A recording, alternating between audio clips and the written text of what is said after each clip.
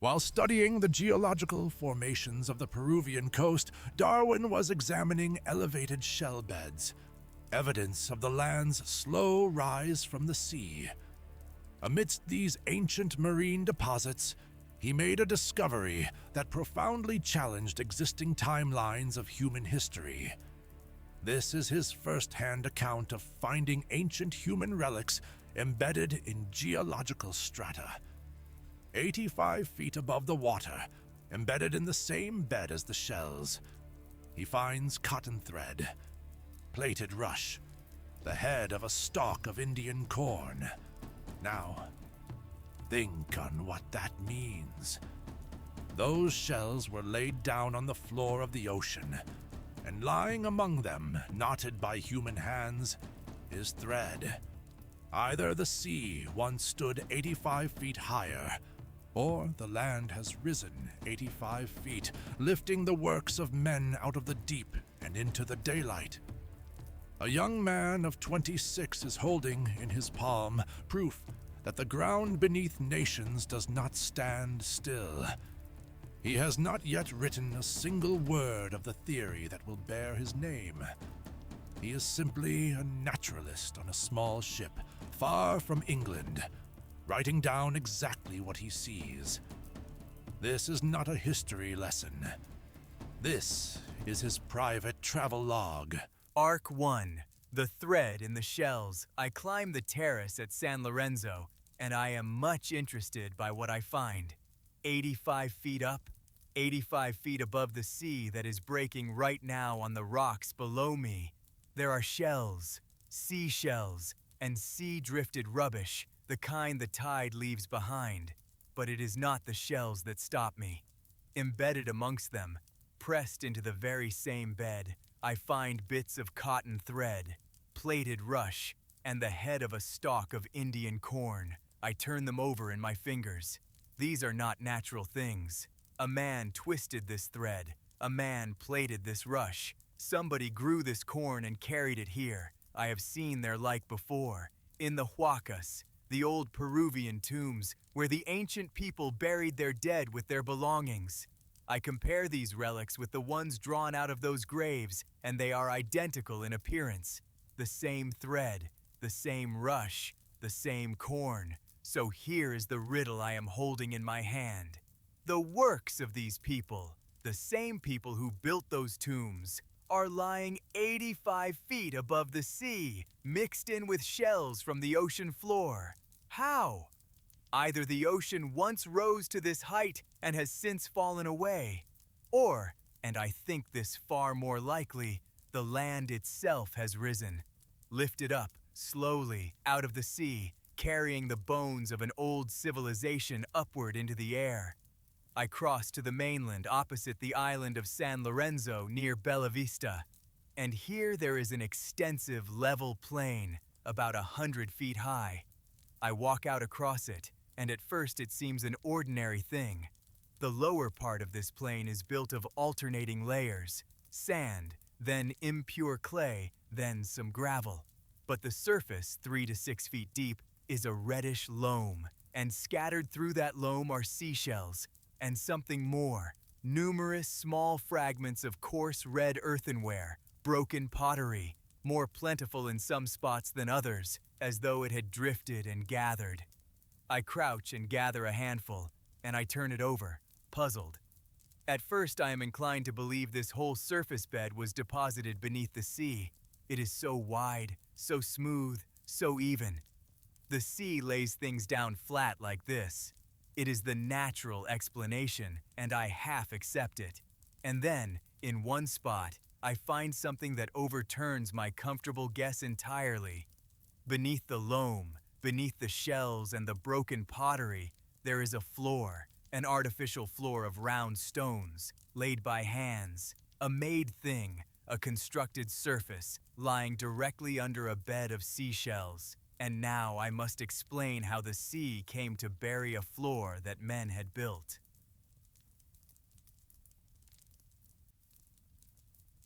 Arc 2. The drowned potters, so I reconstruct it. I imagine the land as it was, standing at a lower level than it does today, and on it, a plain, very like the one that surrounds Callao now, low and flat, protected from the open ocean by a long shingle beach raised only a little above the sea. On this plain, on these very beds of red clay beneath my feet, I imagine the Indians made their earthen vessels. This was a place of potters.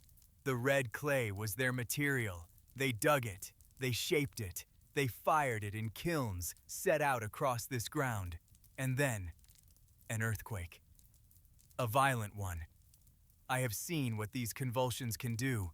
I felt the great shock at Concepcion myself. The ground heaves and the sea answers. During such a shock, the sea broke clean over the beach and turned the whole plain into a temporary lake. This is no fancy of mine. It is exactly what happened round Callao in the year 1713 and again in 1746.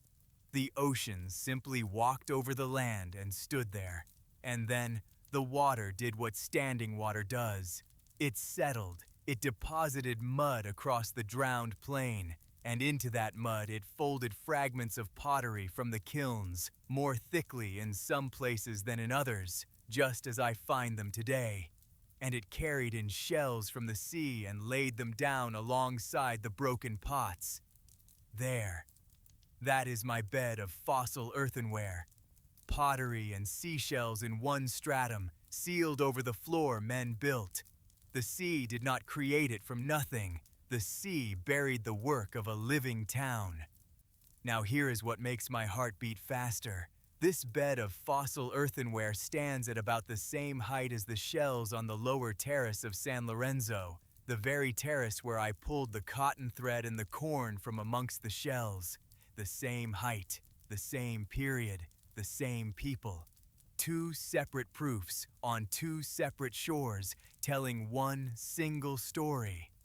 And so I may safely conclude this, that within the Indo-human period, within the age of these Indian peoples, there has been an elevation of the land of more than 85 feet. More than 85 feet, and likely more still. For some elevation has surely been lost again, since the coast has subsided a little even since the old maps were engraved. The land does not only rise, it breathes. It rises and sinks and rises again. You must understand how this unsettles me. We are taught the land is the one fixed thing. The sea moves, the land stays, and here I stand on proof that the ground itself has heaved a man's whole history up out of the deep, and is doing it still, slowly, beneath the feet of the living. And if it has risen 85 feet in the time of men, how far has it risen in the time before men? That is the question I cannot put down.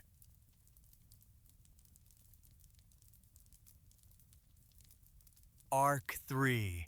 The measure of a moving world. I cannot let it rest at 85 feet, because I have measurements from other coasts, and they confirm that the land moves, and moves measurably, within the span of human record. Take Valparaiso. In the 220 years before our visit, the land there cannot have risen more than 19 feet.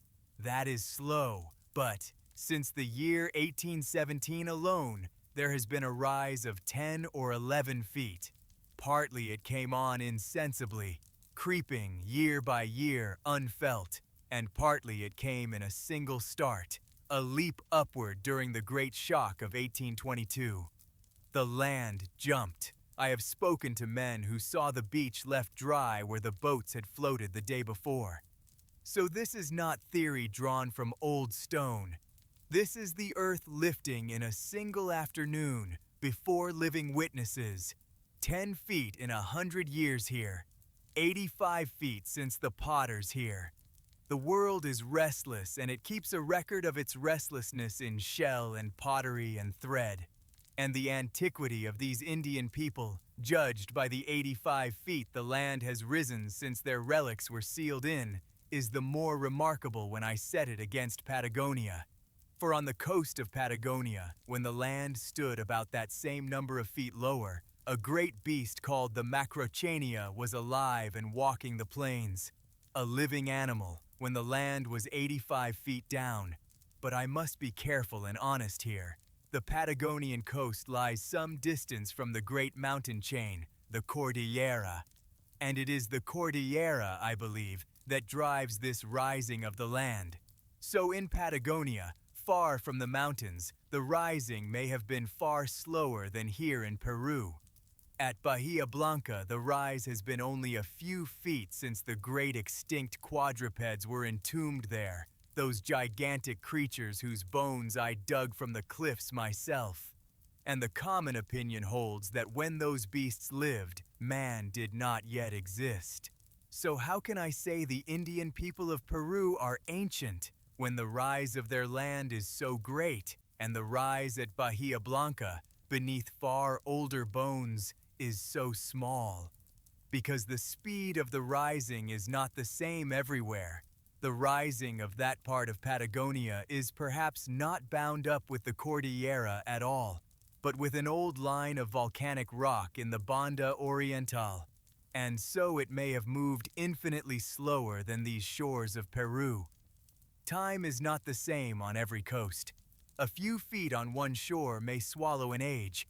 85 feet on another may pass in less. And here I must check my own eagerness. All these speculations must remain vague, for who will pretend to say there were not several periods of sinking folded in between the movements of rising? We know for certain that along the whole coast of Patagonia there have been many and long pauses in the upward action of these elevating forces. The land does not climb steadily. It stops. It rests for ages. It sinks back. Then it climbs again. I am a young man trying to read a book whose pages are written in shell and bone and broken pot, and whose chapters are millions of years long. I have read 3 lines of it, and it has already told me the ground is not solid and time is not short. Arc 4. The Black Islands, September the 15th. We come to the Galapagos. This archipelago is 10 principal islands, 5 of them larger than the rest, set right under the equator, between 500 and 600 miles westward of the coast of America. They are all formed of volcanic rock, every one, and some of the craters that crown the larger islands are immense, rising 3,000 and 4,000 feet, their flanks studded with countless smaller orifices. I scarcely hesitate to affirm that in this whole archipelago there must be at least 2,000 craters. 2,000. I stand and try to take that number in, and I cannot. On one island I sleep ashore where the cones are extraordinarily numerous. From a single small rise I count 60 of them. 60, everyone surmounted by a crater, more or less perfect. The whole surface seems permeated like a sieve by the vapors beneath. Here the lava, while soft, has been blown into great bubbles. There, the roofs of caverns have fallen in, leaving circular pits with steep sides. The country has an artificial look. It reminds me vividly of Staffordshire, where the great iron foundries crowd the land.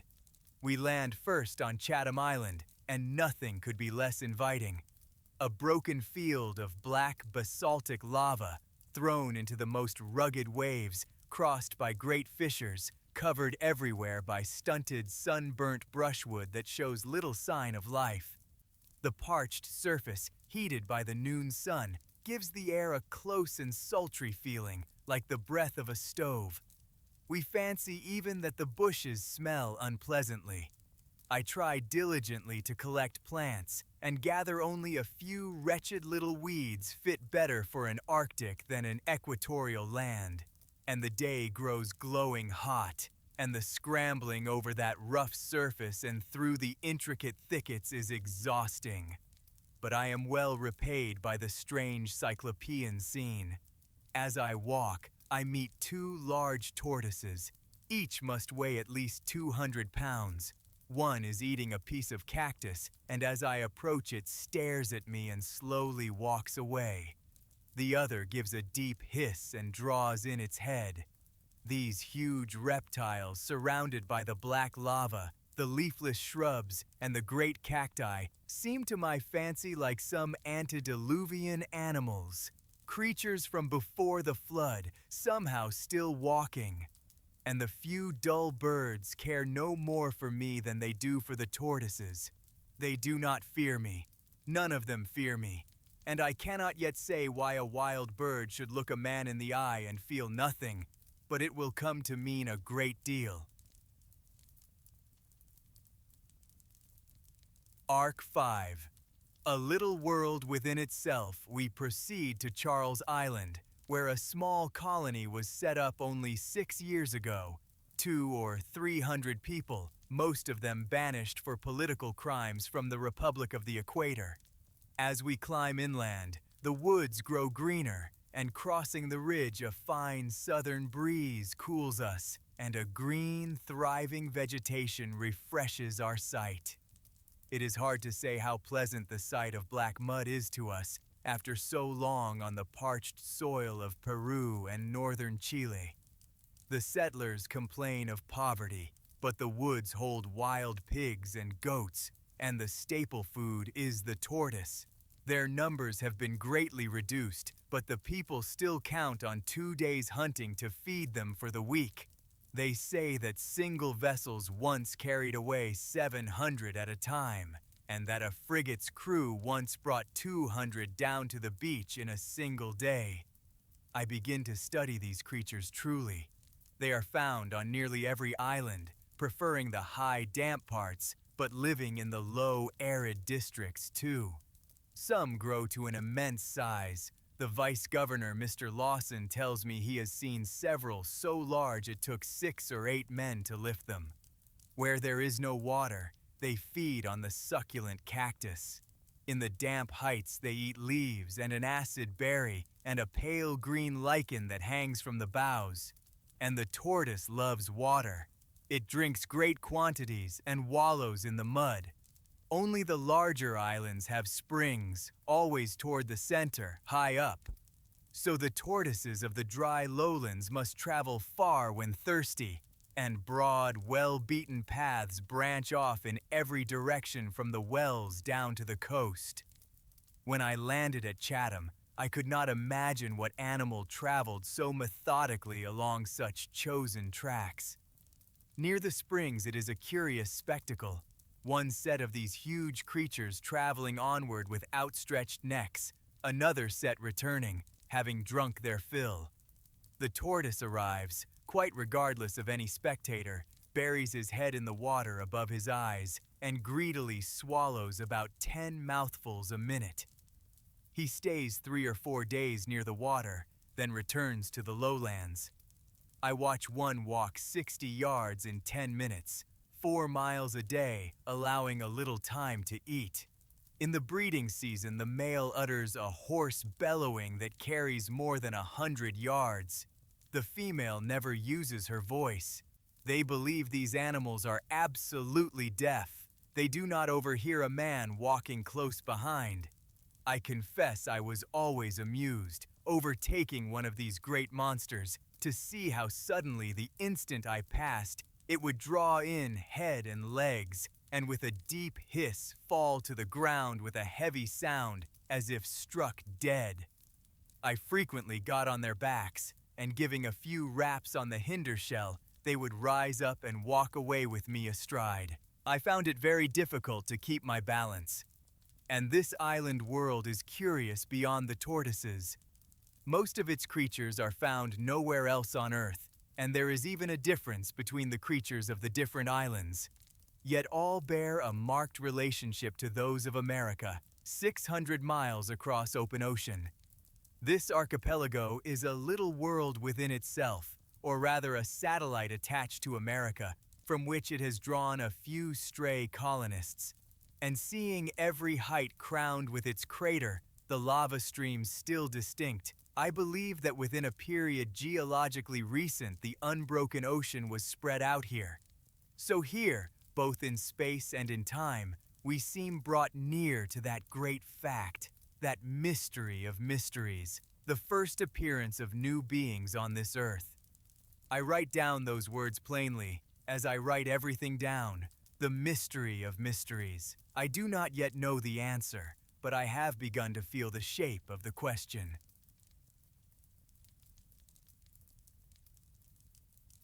Arc 6.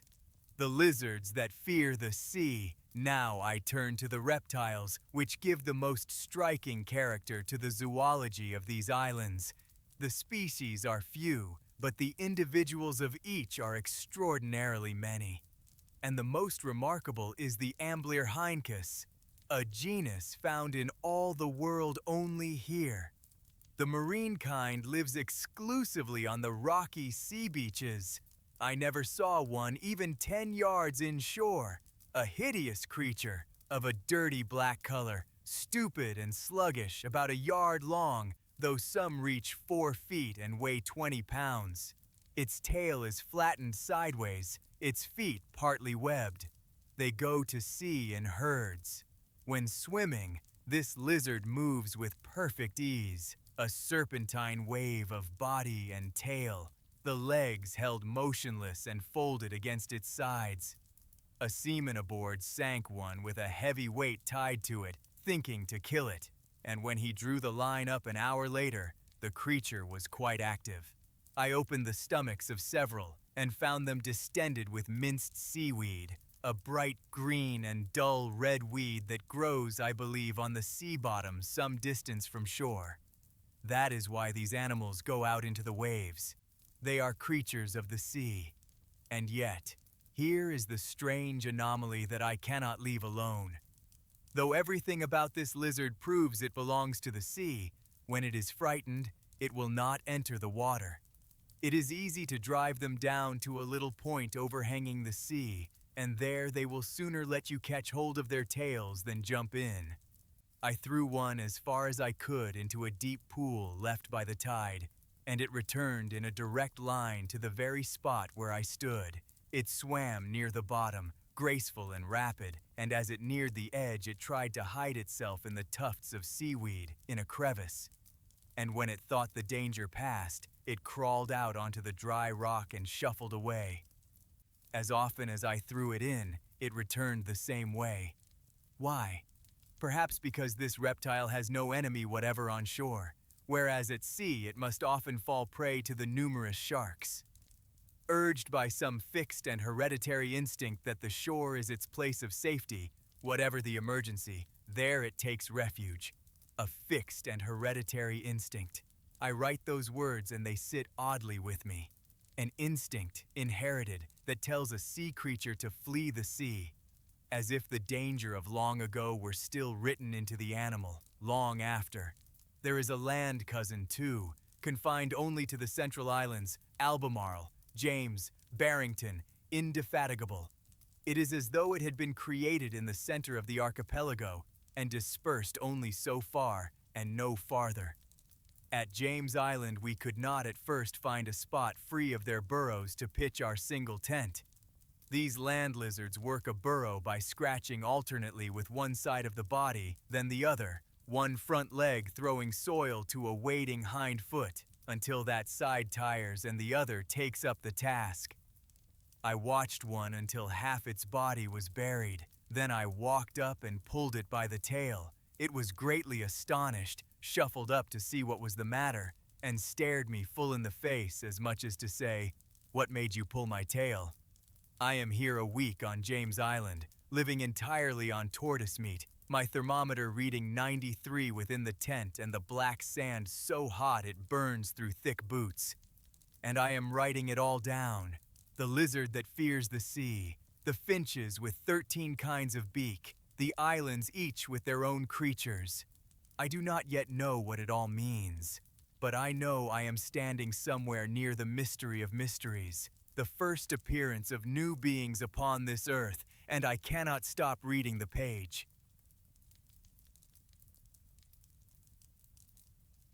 He sailed on. He filled his notebooks and his crates, and he carried the finches and the tortoise-shells and the riddle of the rising land home to England, and he said almost nothing for more than 20 years.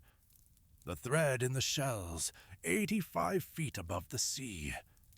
The lizard that would not enter the water, driven by an instinct older than its own life. The 13 beaks of one small family of birds. He set them down plainly, as a young man simply recording what he saw.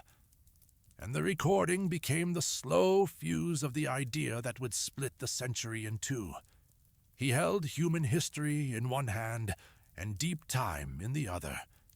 And he understood before he had the words for it that neither the land nor the living thing stands still.